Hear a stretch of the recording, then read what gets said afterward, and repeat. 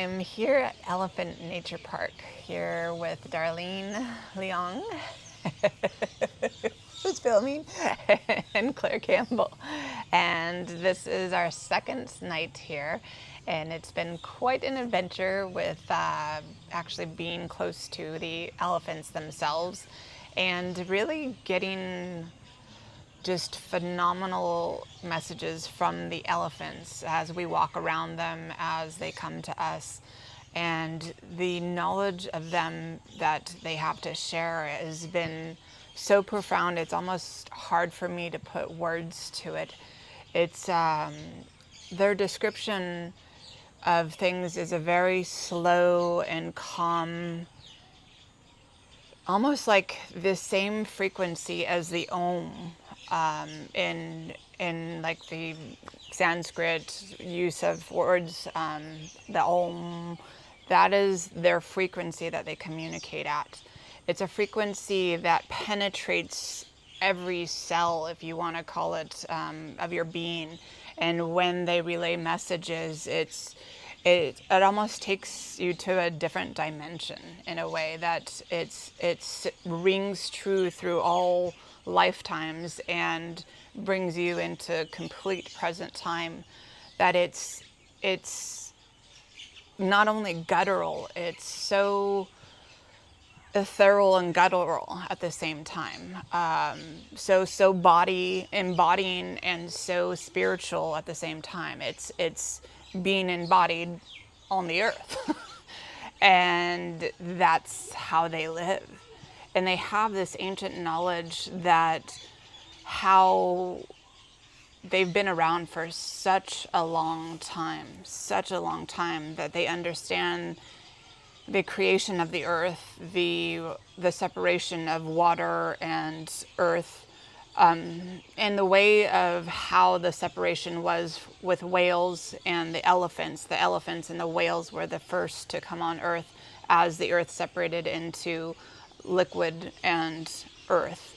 And so they harbor this information, and with so much intelligence, not only intelligence in daily life of what to be like and what to portray, and even though they move slow, but they have the mentality of the slowness of being.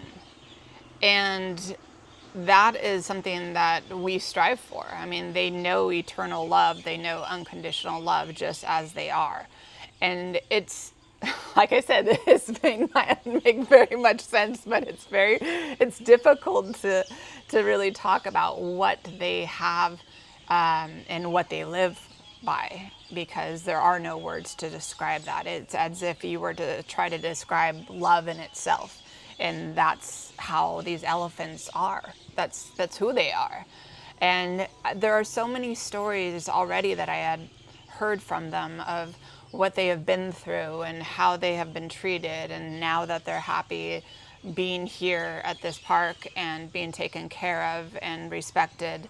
And the interaction has been so incredible to learn about their daily lives, of little things of what they like and don't like. And for example, I mean, they love eating foliage. They love being with each other. They love being able to be an elephant, because these animals have been chained, have been used for circuses, have been really manipulated by humans for payment, for the humans' livelihood, all that. So there's some pretty brutal histories that they've shown me, little bits of here and there of these elephants that they have been through a lot. We also got to go to a dog area where they were, the dogs are also here. I think they said there was like 700 dogs or something that they take in, and have been hit by cars, hit by motorcycles, hit by scooters, beaten by people, and whatever else. And so we got to be with those dogs as well. And those dogs, I'll get to the part of all of them together. Dogs were incredible, even though they had only 2 legs working and they were dragging the rest of their body along the ground. They were happy. They were really happy, which was so beautiful to see. And I asked them, I asked them, well, is it hard to poop and pee? And they said, yes, sometimes it is, but I'm alive. And then they would just scoot along with their little legs and body hanging out beside them. And they were just there, and they were happy to be alive and happy to be well taken care of. The other part of the cats were, I don't know, something like 800 cats or something like that they said. And they also took in a bunch of cats to help rehabilitate them as well. And they were not as mutilated as the dogs, but of course some were shy about being pet, while others came up and were around and actually acted like normal cats. And the bottom line is that all these animals are in communication with each other. They each have their roles. Some of these dogs here, there's groups of dogs that come out at nighttime, make sure that everything is safe for everyone here, especially the elephants, and that they work as the safety of the elephants. The cats are in tune in a different way, in a way that they are the lookers, the seers, as the dogs are more of the protectors. And each dog has its role as if it was part of a pack. But a pack of elephants, dogs, water buffalo are here as well. All these animals are in communication with each other and are in sync with each other, to the point of the amount of healing that goes on here is absolutely incredible. I mean, to the fact of, here's a mutilated dog that has only 2 legs that are working and it's really happy. And I was talking to the dog about, I don't even remember what it was, but the dog was saying that I was talking about something that happened to an elephant and I was sad or something along those lines. And the dog said, well, come over. If you want to have me heal you, come over. And I was looking at this dog, and the dog didn't even have half of its body working. And it said, let me heal you. So, and then he said, oh, this is just what I do. And that's what all these animals have come together for. And they are here healing the humans when we, in fact, have actually put them in these situations. So it's just the unconditional love to the nth degree that these animals are beaten by humans and so neglected and so mutilated. And here they still are welcoming us in and healing us, and not even caring for what happened. Of course, there are animals that are reacting like some dogs are reacting, which is only normal if they have the traumatic experience of a hand coming in a certain way, and some of them growl, some of them are okay.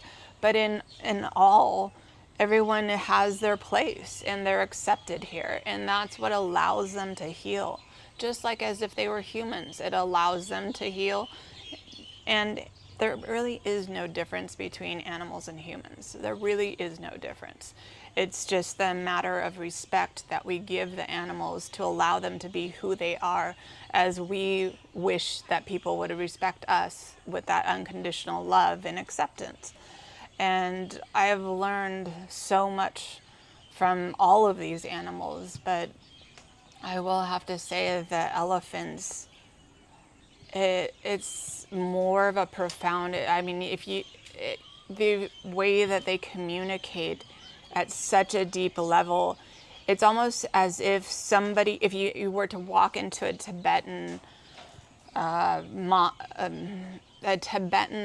place that has all those ohms going at once, and you walk into there, and for others who don't understand, that is as if you hit a huge gong and it resonated with you. That is the feeling that these elephants communicate at. It's that om, like that really deep, basic essence of life sound.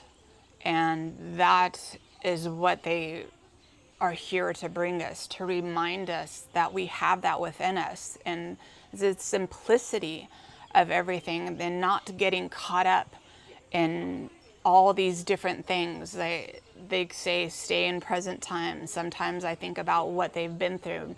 No, stay in present time. And then when I stay in present time, I'm able to help them reflect on what they've been through, so they're able to heal from that as well. And so it's not me trying to heal them. I'm staying present to allow them to heal, just like they are staying present to allow me to heal. It's not about me pushing my energy into them or doing some kind of transmutation for me to push anything into them. That is not what they want. They're actually extremely good at having people back off. I see them forcing their energy with their balance of energy, saying, no, this is my space. Do not come in my space. And I see everybody backs off. And so it's just absolutely beautiful, because they do it in a very courteous, but hey, you guys back off. I don't need to deal with this right now, and you're needing from me. And so with the elephants being able to have those boundaries, and it works much better as they are connected with each other, so that that forcefulness can be a lot more calm, because if something doesn't back off, then the aggressive part comes out of the elephant. But if it has that base of that community, then it's that calmness of like, okay, I get it. And so that people are able to understand that, and they can feel that more than if it was just an aggressive elephant by itself. So the community of all these elephants is so important for them to have each other. And there was one male elephant that was sectioned off, and that was a very difficult thing to see, because the elephant was talking about how he needed to be with the female elephants. He needed to be touched. He needed to be caressed. He needed to be in his male elephant role. And he hasn't had the opportunity to do so, because of they're afraid of having elephant babies, and they can't afford to support the elephant babies. Yet the aggression that they're concerned about, and also the reproduction, that would not be out of sync if they were not separate. If they were together, the nature would be there, and there'd be a certain time that they could separate them or find out what they could do at that time of reproduction. But the males and the females needed each other, and yet they were not allowed to. And that's probably from recommendation from science or who knows what, but that is essential. And another thing is that it's beautiful to see male dogs with their testicles and female dogs who are not fixed. They are so much more complete and so much happier in the way that they're not lacking something. I mean, there are the cats and things that have been separated from their mommies for too early, and they do need a lot as well, just like the ones that we have that are very much separated very early. They generally need like 6 to 9 months to be able to learn from their mother like they should be able to learn. And dogs are around 6 to 8 months that they should have each other, mom and babies. But that is something that hopefully will change sometime in the future, because we are separating things from the essence of where they came from. So they don't have the information that they need. They don't have the biome in their bellies. They don't have the strength of all the love. Not even just, yes, humans can give love, but we don't know how to nurture these animals in the way that their parents do with that I mean, just like a mother with a child, that is the number one thing, is for the mother to be with the child, because she has that essence to know how to raise that baby. And so that is something too, that it's very evident, and it's been evident throughout my work, that they are really asking to have their parts not mess with at such an early age, and not to be separated from their mommies, especially at such an early age. So I just welcome you to really tune into the animals and nature around you. And other things is to, I've seen generations here of older people and kids who are teens, and yes, everybody's really nice and everything, but the lack of interaction with having these devices of our phones, which I would not be talking to you without this. So everything has its place. But even when we were coming back from working in the cane field, sugar cane field, to feed the elephants today, which was a wonderful experience. It felt just like when I was going to make a nonprofit for farm workers, strawberry pickers in particular, and I went and picked in the fields. I was pregnant at the time, but I got to feel what they felt, so I could make a exercise program and a stretching program when I was doing my biomechanics. And this was the same experience of like, wow, this is how these people live, is working, cutting the cane in the hot sun and dealing with all the itchiness and all the sweat and stuff flying in your hair, and had to wash my hair 3 times in order to get that out. I think we were only out there for what, an hour and a half, maybe 2 hours. And it was, I mean, it was a great experience, a really good experience. But that I did because it was in service to the elephants. And also it's a door opening to say, hey, look, this is just how I felt after working in the field picking strawberries when I was doing my whole thing before, was looking at my food right after that. I went out to eat and I just sat there and stared at my food and thought, oh my God, I can't eat this food, because I knew and I felt the work that went into that. And it was, at that time, it was a lot cheaper than it is now. But I was thinking, wow, those people are slaving away, making barely anything.